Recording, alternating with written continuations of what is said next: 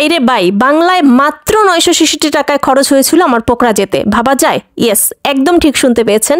202 kilometre রাস্তা নেপালের থামেল থেকে পোখরা পর্যন্ত। তাও আবার খরচ পড়েছিল আমার মাত্র বাংলা 966 টাকা। এত কম খরচ করে আমি কেমন করে গিয়েছিলাম পোখরাতে, সেই সাথে পোখরার লেক সাইডে স্ট্রিট ভিউ কেমন ছিল সেই সব মেমোরি শেয়ার করতে চলে এসেছি। বাই দ্য ওয়ে, আসসালামু আলাইকুম and welcome to again my another blog.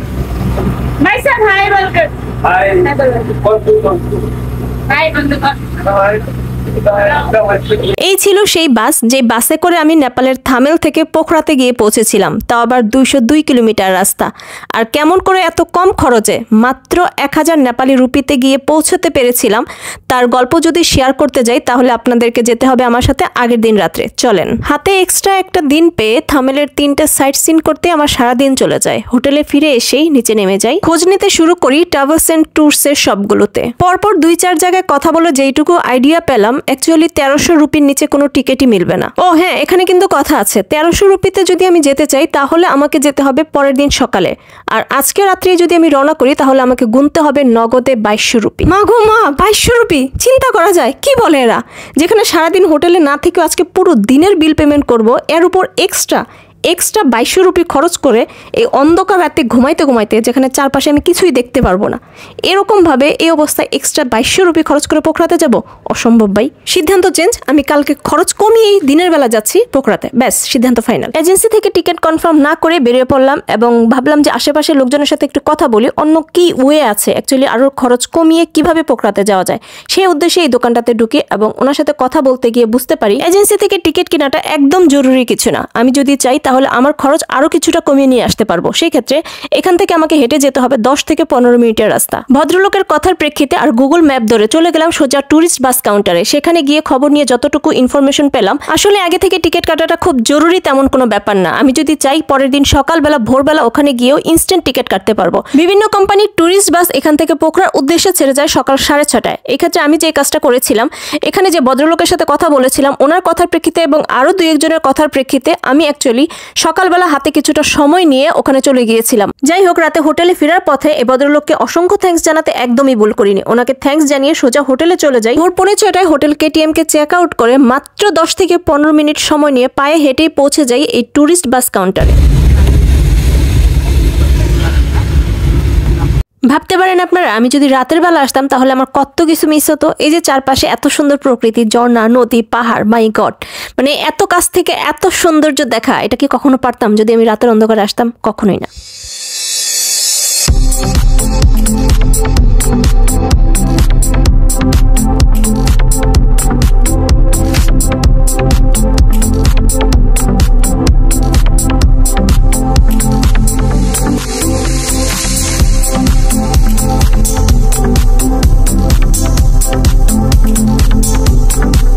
কি সুন্দর না? এটা হচ্ছে যাত্রার পথে আমাদের বিরতি দিচ্ছে। ঘড়ির কাঁটা যখন প্রায় 1:30-এর কাছাকাছি, তখন আমাদের বাস ড্রাইভার বেছে নিয়েছিল আমাদের দুপুর লাঞ্চ করার জন্য এই সুন্দর রেস্তোরাঁটা। মনে হচ্ছিল এই বুঝি আমি হাত বাড়ালেই পাহাড়টাকে ছুঁতে পারবো, আর একটু হাত বাড়িয়ে দিলে হয়তোবা নদীর পানির স্পর্শ করতে পারবো।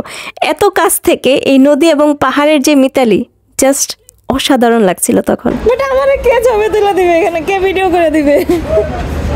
Please come brother. ভাই রে ভাই, এই বেলায় এসে আমার এতটাই আফসোস হচ্ছে আমি আপনাদের কাউকে বোঝাতে পারবো না। ট্রাস্ট মি, আমার কেন একজন পার্সোনাল ক্যামেরাম্যান নেই?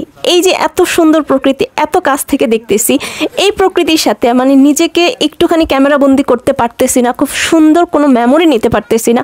এটা জাস্ট মানে ভিতরে ভিতরে আমার সত্যি খুব কান্না পাচ্ছে। কান্নাকাটি করে কোনো লাভ নেই ভাই, কারণ বাস ড্রাইভার আমাদের বিরতি দিয়েছে মাত্র 20 মিনিট। এই 20 মিনিটে আপনাকে ফ্রেশ হওয়া, ওয়াশরুম, দেন খাবার দাবার সব কিছু কমপ্লিট করতে হবে। এদিকে এই রেস্তোরাঁতে দুপুরের লাঞ্চের অ্যারেঞ্জমেন্ট ছিল বুফেতে, যেখানে আপনাকে 550 পে করে, 550 নেপালি রুপি পে করে নন ভেজ থালি এবং আপনাকে বাইরে 500 রুপি পে করে ভেজ থালি নিতে হবে। ওইদিকে ক্যাশ কাউন্টারটাতে ছিল প্রচন্ড ভিড়, কারণ একই সাথে 3টা গাড়ি এই রেস্তোরাঁতে এসে থেমেছিল। আর এদিকে 500 রুপিতে ভেজ টোকেন নিয়ে আমি এক প্লেট নুডলস নিয়ে নদীর কিনারে বসে পড়ি লাঞ্চ করতে। পৃথিবীর যেখানেই যাই না কেন কোনো প্রকার খাবার যদি আমার পছন্দ না হয়, নুডলস থাকলেই চলবে ভাই, আর কিচ্ছু লাগবে না। সিরিয়াসলি শুধুমাত্র নুডলস থাকলেই চলবে, আর কিচ্ছু আমার চাই না। এখন সেটা দেখতে বা খাইতে যেমনই হোক না কেন, আমার ব্রেনে যদি কাজ করে যে ভাই এটা নুডলস, ব্যাস আর কিচ্ছু আমার চাই না। আমি তো ভাই নুডলসের চেহারা দেখতে দেখতে সামনে বসা লোকটা খাওয়া দাওয়া শেষ করে হাত ধুয়ে অলরেডি বাসে চলে গেছে। ও মাই গড, আমি এখনো শেষ করতে পারিনি। না ভাই, 500 টাকার খানা এখানে একদম নষ্ট করা যাবে না। সেটা চাবায়া খাই আর গিলে খাই, সবটুকু শেষ করে তারপরে যেতে হবে। ধ্যাত্তেরি, এরকম তাড়াহুড়ো করে কি কখনো খাওয়া যায়? না পারতেছি চাবাইতে, না পারতেছি গিলতে।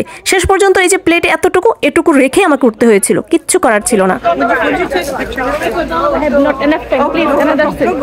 নেপাল ভ্রমণের থামেল থেকে পোখরা যাওয়ার পথে এটা ছিল 7 থেকে 8 সেকেন্ডের একটা ভিডিও ক্লিপ, এবং এটা আমি নিয়েছিলাম শুধুমাত্র রিলস বানানোর উদ্দেশ্যে। তখনও পর্যন্ত আমার মধ্যে কোনো প্রকার প্রিপারেশন ছিল না নেপাল ভ্রমণ নিয়ে আজকের দিনে এসে আমি কোনো ভিডিও বানাবো। কিন্তু তখন যদি এরকম কোনো প্রিপারেশন থাকতো তাহলে অবশ্যই সেই সকালে কেমন করে হেঁটে হেঁটে আমি বাস কাউন্টারে পৌঁছেছিলাম, ওদের থেকে বার্গেনিং করে কত কম খরচে আমি টিকিট নিয়েছিলাম, কোন সিট পেয়েছিলাম, যাবতীয় হয়তোবা আরেকটু আমি ভিডিও ক্লিপ নিয়ে রাখতাম। যাই হোক, প্ল্যান করে আমাদের অনেক কিছুই হয় না, আবার প্ল্যানের বাইরে এমন কিছু ব্যাপার এমন কিছু সময় এত সুন্দরভাবে হয়ে যায় যা কিনা আমাদের কল্পনারও বাইরে। যেমনটা বলছিলাম, আমি কিন্তু প্রিপারেশন নিয়ে এসেছিলাম এবং আমি প্ল্যান করে এসেছিলাম যে আমার হয়তোবা অবশ্যই 1200 অথবা 1300 রুপি খরচ হবে পোখরা পৌঁছাতে। কিন্তু দেখেন, আমার মাত্র খরচ হয়েছিল নেপালি 1000 রুপি।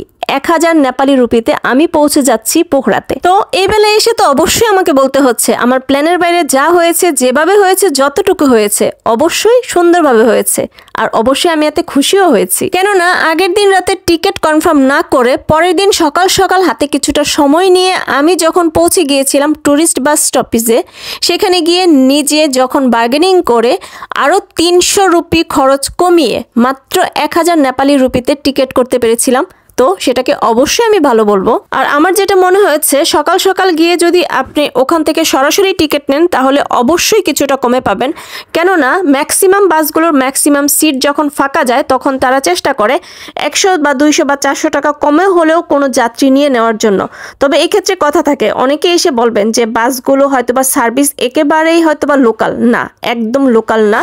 আমি কোন বাসে করে গিয়েছিলাম সেই বাসের সাথে দাঁড়ানো একটা ছবি অলরেডি আমি ভিডিওতে অ্যাড করেছি। সেই বাসের ছবি দেখে অ্যাটলিস্ট আপনারা অনুমান করতে পারছেন যে এখানে বাসের ভিতরে সিটগুলো কোন কোয়ালিটির। অবশ্যই বেস্ট কোয়ালিটির সিটগুলো ছিল। আর এই যে আবারও অ্যাড করলাম এই বাসের ছবিটা, এবং এই ছবিটা দেখে আপনারা আইডিয়া করে নেন যে বাসের সিট কোয়ালিটি এবং পুরো সার্ভিসটা কেমন ছিল অ্যাকচুয়ালি। আচ্ছা থামেন, আমি কেন এসব জাজমেন্টে যাচ্ছি বলেন তো?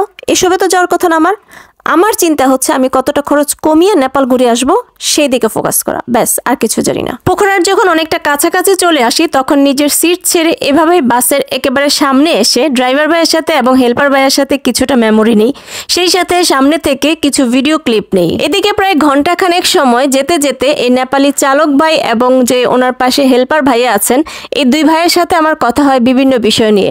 যতটুকু বুঝলাম ওনারা বাংলা ভাষার প্রায় 60% মতো বুঝেন, কথাগুলো বোঝেন আমি কি বলি, বাট বলতে পারেন না। এদিকে পোখরা যেতে গুগল ম্যাপে যদিও সময় দেখাচ্ছিল 7 ঘন্টা, কিন্তু পোখরা গিয়ে পৌঁছেছিলাম অ্যাকচুয়ালি 9.5 ঘন্টায়। সেই সকাল 7টায় গাড়ি ছেড়েছিল এবং পোখরা গিয়ে নেমেছিলাম 4:30টায়। ACAPNT পারমিট অফিসের একেবারে কাছাকাছি বাস থেকে নামিয়ে দেওয়ায় সেখান থেকে হোটেল পর্যন্ত হেঁটে যাওয়ার পথ ছিল 11 মিনিটের। 15 থেকে 20 মিনিট সময় লেগে যায় আমার হোটেল আইস ভিউতে হেঁটে যেতে। হোটেলে গিয়ে ফ্রেশ হয়ে কিছুটা সময় রেস্ট নিয়ে আমি বাইরে বের হই। বাইরে এসেও খুব বেশি সময় থাকেনি, খুব অল্প সময় হেঁটেছিলাম লেক সাইডের এই স্ট্রিট ধরে। মাথার উপর এত সুন্দর লাইটিং, চারপাশে এত সুন্দর স্ট্রিট ভিউ, সো একটা তো রিলস বানাতেই হয়, কি বলো? একটা বানায় আর 10টা বানায়। এই মুহূর্তটাতে সব থেকে বেশি মিস করা হয় যে কেন পাশে এরকম একটা মানুষ নেই যে কিনা ভিডিও করে দিতে পছন্দ করে। যেহেতু আমি যেখানেই যাচ্ছি না কেন সবকিছু মেমোরিগুলো আমার ক্যাপচার করতে আমি খুব পছন্দ করি, সো পাশে এমন একটা লোক থাকা আসলেই জরুরি ছিল যে কিনা আমাকে ভিডিও করে দিতে খুব পছন্দ করবে। কিন্তু ভাই দুর্ভাগা কপাল, কিছু করার নেই। তো পাশে থাকা লোকজনের হাতে মোবাইলটা দিয়ে শুধু বলেছিলাম যে আমাকে 10 সেকেন্ড 20 সেকেন্ড করে কয়েকটা ভিডিও ক্লিপ নিয়ে দেন, আমার ভাই রিলস বানাতে হবে। তারা তাদের জায়গা থেকে যেভাবে যতটুকুই করে দিয়েছে আমার অবশ্যই পছন্দ হয়েছে। আর সেই ভিডিও ক্লিপগুলো নিয়ে আমি রিলস বানিয়ে আপলোড দিয়েছি আমার টিকটকে।